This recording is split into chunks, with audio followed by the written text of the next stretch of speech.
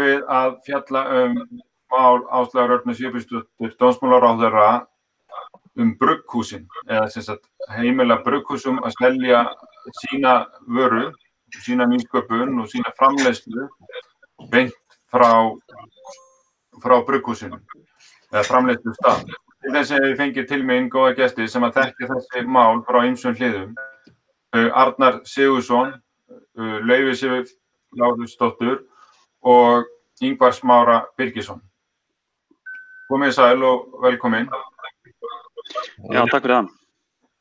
Hvað, hérna, ef ég bara byrja að fá ykkur til þess að kynna ykkur, við erum með þessum eitt kvartur útsendingu líka. Ég er ekki kvartur. Herru, við byrjum að fá, hérna, Arnar, þú kynnir það eins hvaða starfsemi þú ert með sem tengist þessu máli. Já, Arnar Sigurðsson heiti ég og ég handhafi áfengisinnflutningsleyfis frá hinu opinbera og flyt inn vín frá aðallega Frakklandi sem að eru svona, myndi þó kannski flokkast sem svona meðlungs til high-end eða svona efri. Ég sel ekki vín í einokunarverslanir, þar af leiðandi átvr og leifstöð undan skilið. Nú, hérna, já, þetta svona í stuttu máli, sko. Akkurat. Ingvar, þú komst nú að samningu þessa frumvarps, eða ekki? Jú, það passar. Hérna, ég sem sagt starfandi héraðsdómslögmaður á Íslensku lögfræðistofunni og hef verið barist fyrir þessu máli í mörg ár í mínum pólitísku störfum, sérstaklega í unglingahreyfingu Sjálfstæðisflokksins. Og hérna ég kom að því að semja þetta frumvarp með dómsmálaráðuneytinu og hérna hefur það verið langt og strangt ferli því að eins og þú veist sjálfur Vili að þetta ekki óumdeild mál. Nei, alls ekki, það kom alltaf tilfinningar í þessu. Laufey, þú rekur einmitt svona brugghús og hérna þannig að þú segir okkur aðeins frá því hvernig þetta kemur við ykkur.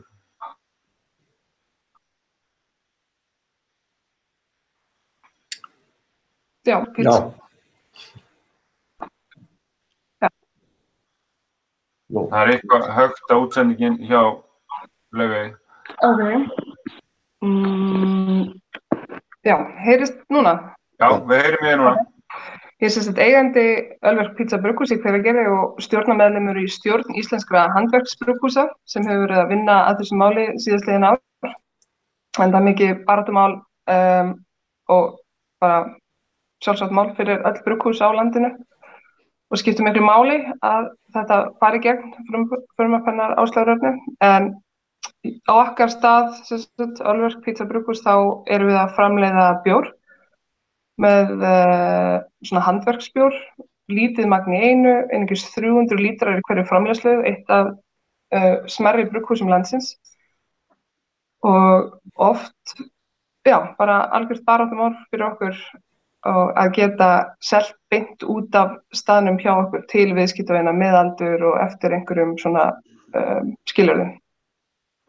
Akkurat. Ingvar, ef þú kannski færið það aðeins með okkur, bara hvert megin inntak frumvarpsins og markmiðið og hvernig þetta hugsað? Já, upprunalega þá var verið að leggja til í sjálfu sér tvenns konar nýjar heimildir í sölu á áfengi til neytenda. Annars vegar að það átti að koma fót leyfi til þess að starfa ekki að vefverslun með áfengi og svo hins vegar að leyfa brugghúsum að selja framleiðslur sín á framleiðslustað sig.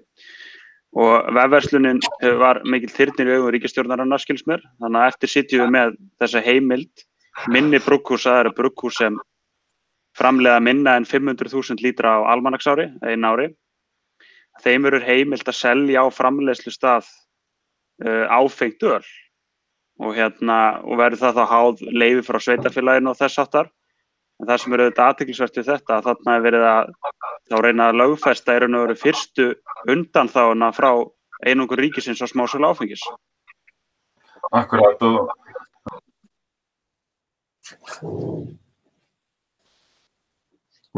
Datt Vilhjálmur út? Já. Það ekki bara Hveragerði sem með eitthvað lélegt net. Ja, hann hefur bara breyst í kött, horfið. Breyst í kött. Ég kannski segi ykkur aðeins frá íslenskum handverksbrugghúsum á meðan. Samtök íslenska handverksbrugghúsa eru samtök þess sem 23 önnur handverksbrugghús eru saman og þessi brugghús eru staðsett allt land. Nei, þannig ekki mjög vel áttur. Já, haltu áfram. Haltu áfram, ok. Þessi brugghús eru staðsett í smærri byggðum, stærri byggðum allt land, allt frá Ísafirði, Breiðdalsvík, Egilsstöðum, Húsavík, allstaðar hérna á Suðurlandi, Vestmannaeyjum, allstaðar á höfuðborgarsvæðinu og fjölgar bara í hópnum. Og þarna, þetta mjög samheldinn hópur og þarna skemmtileg samtök og það mjög gaman að sjá á undanförnum árum hvað hefur verið mikil vakning í því, bæði hérna innanlands og svo auðvitað með ferðamannunum þegar hann á landinu, að fara og skoða landið og þessi brugghús. Þannig að fólk að fara kannski svona hringinn í kringum landið og skoðar auðvitað allt það sem Ísland hefur upp á bjóða, náttúrulega séð og menningar og já, svo auðvitað kíkir á brugghúsin sem eru núna að verða í öðru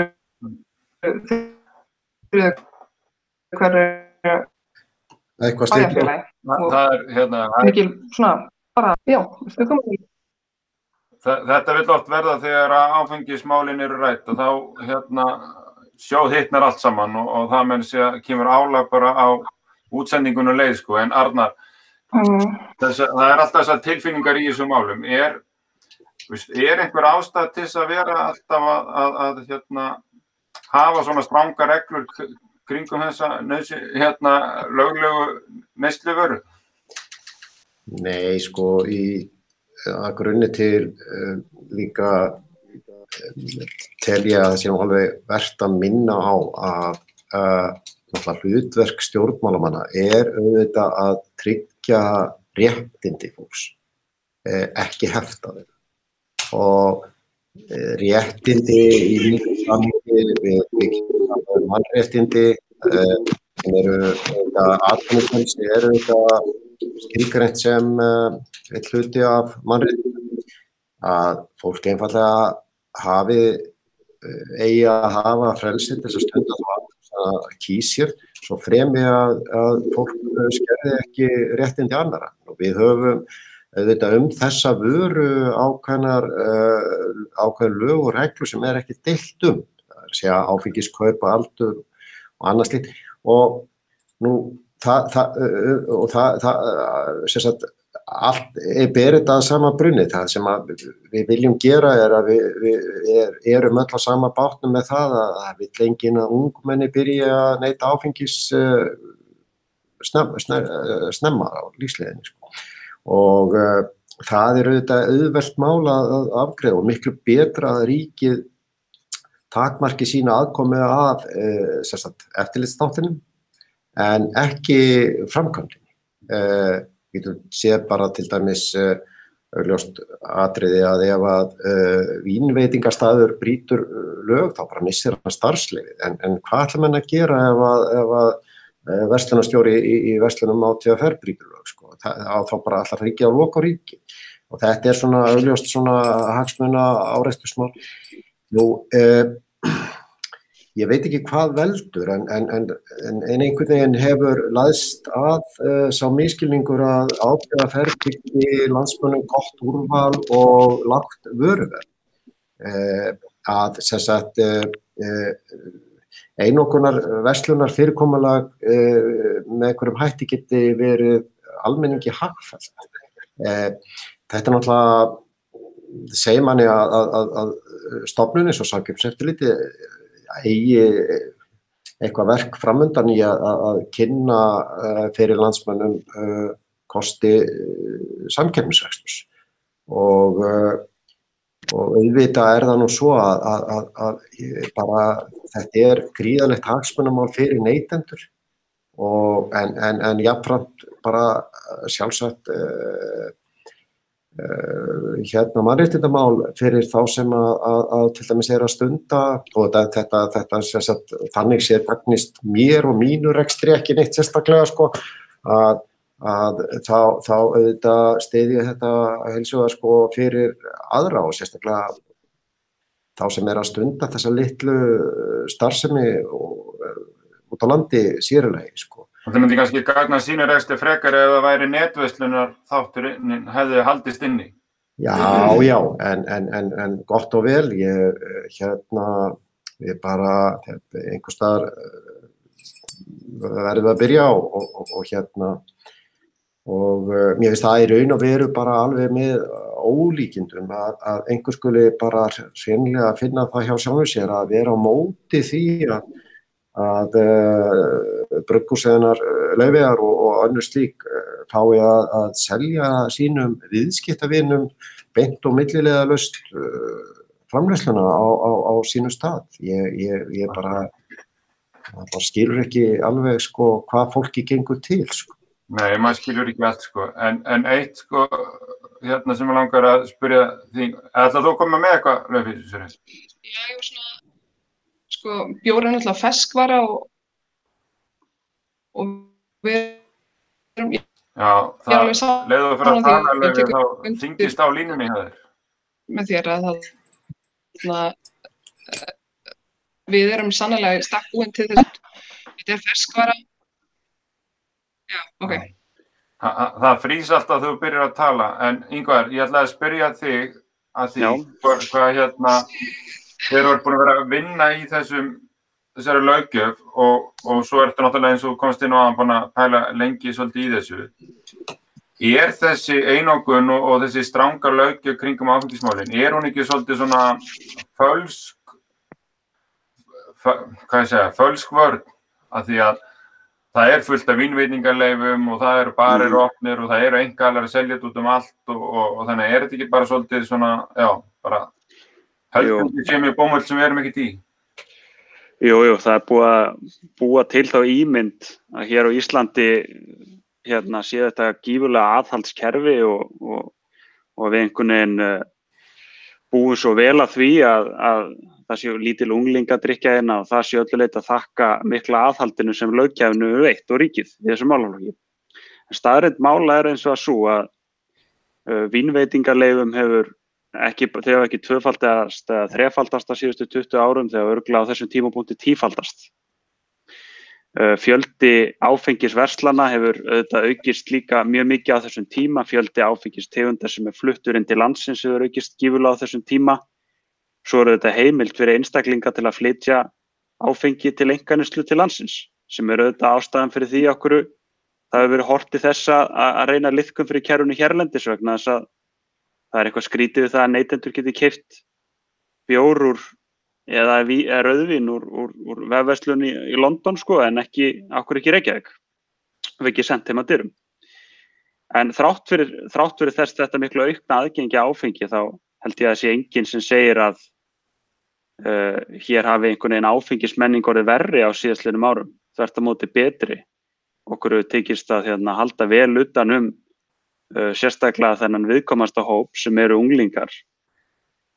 Og löggjöfin sem slík hefur þannig ekki sett okkur í þann flokk að það sé hér einhver ótrúlega mikil aðhaldsstefna. Vandamálið kannski frekar það að við erum með sölu fyrirkomulagið allt smásölu þar hjá ríkinu. Og þetta frumvarp sem hefur verið að leggja fram núna hjá Áslaugu dómsmálaráðherra það lítið skref en það auðvitað samt stórt skref í átt að frjálsræðisátt í þessu málum. Og ég held að mig fullyrða með tilliti til lýðheilsu að þetta frumvarp muni hafa nær engin áhrif. En það verið að tala tiltölulega fáa sölustæði sem almennt séður ekki verslunarleið sko. Við erum að tala lítil brugghús á landsbyggðinni. Laufey, þú varst að koma inn á ferskvöruna, Laufey, og svo þetta líka, þú varst að koma inn á ferskvöruna að bjórinn var í ferskvara og svo líka bara á það, þetta ekki mikið af útlendingum, þetta ekki bara útflutningsmál líka? Jú, að þeir geti tekið með sér bjór og gefið vinum og vandamönnum sem hafa áhuga á að kaupa íslenska, sér íslenska vöru og við erum bara eins og ég var að reyna að segja aðan hérna með þetta internet mitt að hver betur búin undir það að veita upplýsingar þessa ferskvöru en akkurat þeir aðilar sem standa bak við barinn á þessum stöðum, í þessum brugghúsum sem að taka á móti hópum í kynningar og bruggtúra og en auðvitað erum við ekkert að sjá fram á það séu endilega mikið að erlendu ferðamönnum á næstunni en eins og síðasta sumar hérna á Ölvers það var gríðarlegu fjöldi af fólk sem kom til okkar sem hafði aldrei komið áður í brugghús og þetta var svona svolítið eye-opening fyrir þeim að þetta væri bara svona, þau hefðu bara ekki vitað þetta að svona væri kúltúrinn kringum bjórframleiðslu og tók akkurat svona flyer frá okkur sem með svona korti og staðsetningu allra brugghúsina og setti það bara fyrir sig að heimsækja sem flest brugghús sumarið 2020 og þetta kannski líka bara áfram 2021 en þannig að sannarlega væri mjög gott fyrir okkur að geta selt þessa vöru sem fólk hefur áhuga á þegar það á staðnum. Þetta svona minjagripur, þetta einhver upplifun. Við erum ekki fá til okkar aðilar sem að kaupa hérna rúturnar af einhverjum, ég veit ekki, einhverjum sterkum gildum eða eitthvað. Það ekki okkar hópur, þetta fólk sem kann að meta bjór, drekkur það fyrir bara upplifunina og stemninguna, hver bjór hefur svona karakter og þeir eru mjög margir bjórarnir sem eru framleiddar hérna á Íslandi. Ég held að það hafi verið næstu 80 og eitthvað íslenskir jólabjórar í desember og annað eins, já, þannig að það mikil svona gróska. Akkurat, það mikil gróska þá. Þetta svipað hjá þér Arnar, það ekki? Að þú ert með svona vín sem að hafa einhverja sögu, þetta svona vínmenning en ekki þetta beinstrynging í þessu og það kannski það sem myndi gerast ef þetta yrði frjálsara, þá þetta meira menningarlegt heldur en bara að detta í þessu. Já, ég get líka aðeins komið inn á bætt við þessi lýðheilsurök það sem að hefur verið að gerast í heiminum ef að menn skoða nú tölur, neyslutölur, fyrstulega auðvitað talsverður mælingavandi, það erfitt að mæla áfengisneyslu í hverri þjóð, En sem sagt, áfengisneysla ef þú tekur það sem eru sem sagt einokunarverslanir, þá hefur áfengisneysla frekar aukist ef eitthvað samkvæmt sölutölum, en þar sem að sem sagt frjálsræði ríkir eins og í suðurhluta Evrópu hefur áfengisneysla eins og að dreifst saman. Þetta sannar ekkert það að áfengis einokunarverslanir þýði aukningu í sölu þó að tölurnar segja það bara ekkert samhengi þarna á milli. Það hefur auðvitað ekkert með málið að segja. Áfengisneysla unglinga hefur auðvitað minnkað og batnað, þar að segja á Íslandi það eiginlega eitthvað sem að flestallir hafa upplifað í skinni hér þannig að en það verður að segja með úrval að það svo misskilningur í því að til dæmis ÁTVR geti einhvern veginn tryggt fólki gott úrval og auðvitað kom upp svona aðstæður eins og til dæmis þeir taka ekki sölu nema einhvern lítinn hluta framleiðsluvörum innlendra framleiðanda en svo við tökum nú upp hanskan fyrir ÁTVR að einu leiti að þá náttúrulega liggur það í hlutur að segja þú getur eiginlega ekkert komið þessu fyrir þú ert með takmarkað hillupláss sem að þessar físísku búðir sem verið að tróða upp á fólkin í stórmörkuðum og á fjölförnum stöðum samkvæmt stefnu ÁTVR, þar segja fjölbótsölustöðum á fjölförnum stöðum. Að netverslunin hins vegar hefur þessa möguleika að vera með miklu meira úrval og eiginlega það að hafna netverslun, þetta nú svona eiginlega bara ígildi þess að hafna internetinu. Þetta auðvitað svona verslunamáti ekki einhverjar framtíðar, þetta bara nútíma verslun. Þetta bara spurning, hvenær ætlum við að koma í nútíman í viðskiptaháttum, nýsköpun og þjónusta okkar gesti. Já. Þannig að við höfum því miður ekki mikið meiri tíma í dag, en þetta búið að vera áhugavert og vera að ræða þessi mál lengi, og þetta hefur svo marga snertifliti. Þannig ég vil bara bjóða okkur að segja eitthvað svona eina loka setningu svona framtíð þessa frumvarps og þessara mála. Ef þú myndir bara byrja einhver. Já, ég held að þetta frumvarp sem liggur núna fyrir á þingi, ég held að það sé gífurlega mikilvægt að reyna að koma þessu í gegn. Og það þetta, ég tala áðan undanþágu frá ríkiseinokun, en það þetta felur í sér að þegar komið undanþágu frá einokun, þá er búið að aflétta einokuninni. Og það er gífurlega verðugt markmið að ná því í gegn, og ég vissu það að þegar þetta frumvarp eru leyft, og ég held að þetta muni ganga vel, þetta fyrirkomulag, að þá held ég að fólk muni sjá að frekari breytingar í átt að frjálsræði þessu málaflokki þarf ekki að fela í sér neitt skaðlegt. Þetta þvert á móti bara meiri og betri réttindi fyrir neytendur. Akkurat. En þú Laufey, hvað segir þú að lokum? Bara fyrir hönd Ölver brugghús og samtakana þá vonast ég til þess að þetta gangi fljótt og hratt í gegn og að það verði leyft fyrir smærri handverksbrugghús að selja sína afurðir beint út af staðnum og svo vonandi að Íslendingar bara og áhugamenn og að þeir leggja leið sína til þessara aðila í sumar og sjáu hvað að fara fram á þessum stöðum og geti þá myndað sér skoðun út frá því hvað þeim finnst svona starfsmenni, allir svona efasemda menn þetta. En annars bara þakka ég fyrir boðið og afsaka tæknilegu örðugleikana hjá mér. Já, þetta bara hitamál og þá bara hittar tekni, það er þannig. Arnar, þú hefur lokað orðin. Já, ég bara fyrir efasemdamenn þá bara vinn ég á að atvinnufrelsi er bara partur af mannréttindum. Við viljum auðvitað ekki vera að brjóta mannréttindi. Viðskiptafrelsi er alltaf hagsmunamál neytenda og ávinningurinn verður öllum ljós af frjálsum viðskiptum fyrir eða síðar. Menn þurfa ekki að velkast í neinum vafa það að viðskiptafrelsi á þessu sviði hygli neytendum og eins og bara reglan frelsið að það hyglar auðvitað mörgum á kostnað fárra, á meðan að helsið hyglar alltaf fáum á kostnað margra. Akkurat. Við bara setjum sameiginlega þá óskum að við förum inn í nútíman í þessum og verðum líkari nágrönnum okkar og annars slíkt. Ég þakka ykkur kærlega fyrir og Andra Stein Hilmarssyni fyrir að hjálpa okkur útsendinguna og minnst afsökunar á þessum tæknilega örðugleikum, en það er bara, hún er tæknin og hún er hluti af nútímanum.